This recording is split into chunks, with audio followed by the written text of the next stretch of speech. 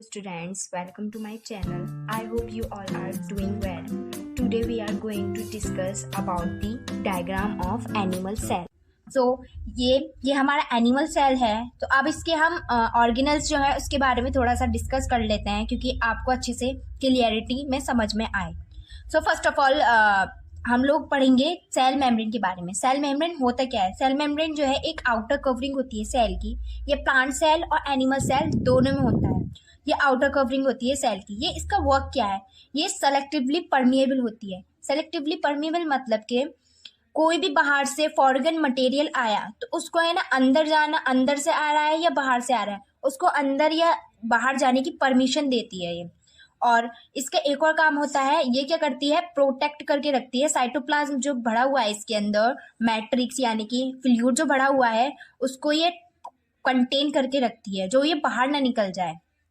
तो ये दोनों में होती है। इसका दूसरा नाम भी होता है सेल वॉल को हम प्लाज्मा मेम्ब्रेन भी कह सकते हैं। ओके, अब आता है हमारा माइक्रोट्यूब्यूल्स। अब माइक्रोट्यूब्यूल्स क्या है? दिस टाइप ऑफ ये जो है ना माइक्रोट्यूब्यूल्स है, ये जो है। सो इसी को हम बेसिकली माइक्रोट्यूब्यूल्स कहते हैं। अभी माइक्रोट्यूब्यूल्स होता क्या है, ये इसका वर्क क्या है? ये हेल्प करता है सेल को डिवीजन करने में। जो सेल डिवीजन करता है ना उसमें ये हेल्प करता है। माइक्रोट्यूब्यूल का भी यही वर्क है और सेंट्रियोल का भी यही वर्क है। सेंट्रियोल ये है और माइक्रोट्यूब्यूल्स ये है। सो माइक्रोट्यूब्यूल्स और इसका दोनों का वर्क सेम है। ठीक है, अब आते हैं हम माइटोकॉन्ड्रिया पर। ये माइटोकॉन्ड्रिया का डायग्राम है। अब जल्दी ही हम माइटोकॉन्ड्रिया का भी डायग्राम लेके आएंगे, उसको भी फुल्ली डिस्कस करेंगे। सो माइटोकॉन्ड्रिया क्या होता है? माइटोकॉन्ड्रिया को हम कॉमनली कहते हैं power house of the cell. But कहते तो है लेकिन ये मालूम नहीं होता बहुत सारे बच्चों को कि power house of the cell क्यों कहते हैं। हम power house of the cell इसलिए कहते हैं क्योंकि उसमें है ना एरोबिक रेस्पिरेशन इन्वॉल्व होता है माइटोकॉन्ड्रिया के अंदर, जो एटीपी का प्रोडक्शन करता है। और आप जानते हैं कि एटीपी जो है सेल की एनर्जी करेंसी होती है, सेल को ये एनर्जी देता है। ठीक है, ये होता है, इसलिए इसको हम power house of the cell कहते हैं। अब आता है लाइसोसोम्स पर। लाइसोसोम क्या है? सुसाइडल बैग है। अभी सुसाइडल बैग क्यों होता है? क्यों कहते हैं इसे? क्योंकि लाइसोसोम्स के पास जो है बहुत सारे हाइड्रोक्लोरिक एंजाइम्स होते हैं। जब उसे लाइसोसोम को ऐसा लगता है कि सेल जो है डैमेज होने वाला है, तो ये है ना अपने हाइड्रोक्लोरिक एंजाइम्स को है ना रिलीज कर देता है, जिसकी वजह से जो सेल होता है ना वो भी खत्म हो जाता है और उसकी वजह से ये खुद भी खत्म हो जाता है। और इसी वजह से हम इसे सुसाइडल बैग कहते हैं सेल का। ठीक है, सो अब आते हैं हम साइटोप्लाज्म पे। ये एक फ्लूइड होता है जो हमारे सेल के अंदर होता है। ये सारे ऑर्गेनल्स जो हैं इसी फ्लूइड के अंदर एम्बेडेड होते हैं। ओके, अब आता है गोल्जी अपार्टस। गोल्जी अपार्टस क्या होता है? इसका सबसे पहले हम डायग्राम डिस्कस करते हैं। ये डायग्राम है इसका।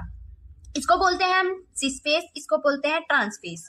तो गोल्जी अपार्टस का जो फंक्शन होता है, इसका मेन जो फंक्शन होता है पैकेजिंग एंड ट्रांसपोर्टेशन का होता है। मतलब कि इंडोप्लाज्मिक रेटिकुलम में जितने भी लिपिड प्लस प्रोटीन बनकर आए हैं ये या तो ये इनको खुद में यूज कर लेगा, मतलब इंट्रासेलुलर टारगेट रखेगा, या फिर ये दूसरे सेल में ट्रांसपोर्ट कर देगा, जिसको बोलते हैं extra cellular target. Golgi apparatus का एक और काम होता है, क्या होता है? मॉडिफिकेशन करना। अब मॉडिफिकेशन किस चीज़ का करता है?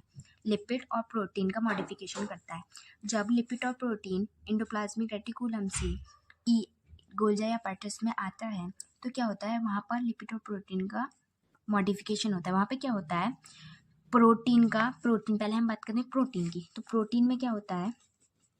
प्रोटीन में ऐड हो जाता है कार्बोहाइड्रेट। क्या ऐड हो जाता है? कार्बोहाइड्रेट। तो उससे क्या बनता है? ग्लाइको प्रोटीन बनता है।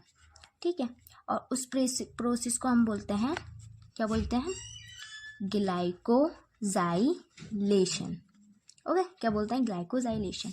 और जब लिपिड में कार्बोहाइड्रेट ऐड होता है तो उसमें क्या बनता है? उसमें बनता है ग्लाइकोलिपिड। ओके, और इस प्रोसेस को हम बोलते हैं ग्लाइकोजाइडेशन। ठीक है। जब प्रोटीन में कार्बोहाइड्रेट ऐड होगा तो वहाँ पे बनेगा ग्लाइकोप्रोटीन और उस प्रोसेस को हम बोलते हैं ग्लाइकोजाइलेशन। और जब लिपिड में कार्बोहाइड्रेट ऐड होगा उसको क्या बनेगा, ग्लाइकोलिपिड बनेगा और उस प्रोसेस को बोलते हैं हम ग्लाइकोजाइडेशन। पैरेक्सिसोम क्या होता है, डिटॉक्सिफाई करता है सब्सटेंस मोल्निन liver and kidney cells. Okay. Vacuole, अब वैक्यूल क्या होता है, स्टोरेज करता है। देखो वैक्यूल जो है प्लांट सेल एनिमल सेल में बहुत डिफरेंट होता है, लेकिन करता है स्टोरेज। ये डिफरेंट कैसे होता है, प्लांट सेल में जो है लार्ज होता है और परमानेंट होता है, एनिमल सेल में स्मॉल होता है और टेम्पररी होता है। जब सेल को एनिमल सेल में जब सेल को वैक्यूल की ज़रूरत होगी जब ये प्रेजेंट आता है, ठीक है। अब एनिमल सेल में क्या होता है, किस चीज़ का स्टोरेज करता है, ये ग्लाइकोजन और ग्लूकोज और शुगर का स्टोरेज करता है। और प्लांट सेल में किस चीज़ का करता है, एमिनो एसिड का करता है, स्टार्च का करता है, और भी चीज़ें हैं उन चीज़ का स्टोरेज करता है, ठीक है। अब आते हैं हम इंडोप्लाज्मिक रेटिकुलम। इंडोप्लाज्मिक रेटिकुलम में दो टाइप्स होते हैं। एंडोप्लाज्मिक रेटिकुलम क्या होता है, एक नेटवर्क होता है जो किससे अराइज होता है, न्यूक्लियस से निकलता है, ठीक है। अब इसके दो टाइप्स हैं, दो टाइप क्या हैं, RER, SER। अब RER stand for rough endoplasmic reticulum and SER stand for smooth endoplasmic reticulum. अब सबसे पहले हम पढ़ेंगे RER। RER क्या होता है, RER जो होता है इसकी सरफेस पे है ना राइबोसोम्स प्रेजेंस होते हैं, इसकी वजह से है ना इसकी सरफेस है ना रफ होती है, ठीक है। और इस यहाँ पे ही फॉर्म सिंथेसाइज होता है प्रोटीन का, ओके। और स्मूथ इंडोप्लाज्मिक रेटिकुलम में क्या होता है, इसकी जो सरफेस है इसकी सरफेस पे कोई भी राइबोसोम्स प्रेजेंट नहीं होता, इसकी वजह से इसकी सरफेस जो होती है स्मूथ होती है। ये फॉर्मेशन करता है लिपिड का और ये हेल्प करता है, फॉर्म करता है किस चीज़ को, हार्मोन्स को। अब स्टेरॉइड हार्मोन्स क्या होते हैं, टेस्टोस्टेरोन हो गया और ईस्ट्रोजन हो गया, प्रोगेस्टेरोन हो गया। अब टेस्टोस्टेरोन क्या होता है, टेस्टोस्टेरोन जो है मेल में होता है, सिर्फ किस में होता है, मेल में होता है। और क्या करता है, ये प्रोडक्शन करता है स्पर्म का, किस चीज़ का, स्पर्म का प्रोडक्शन करता है, ओके।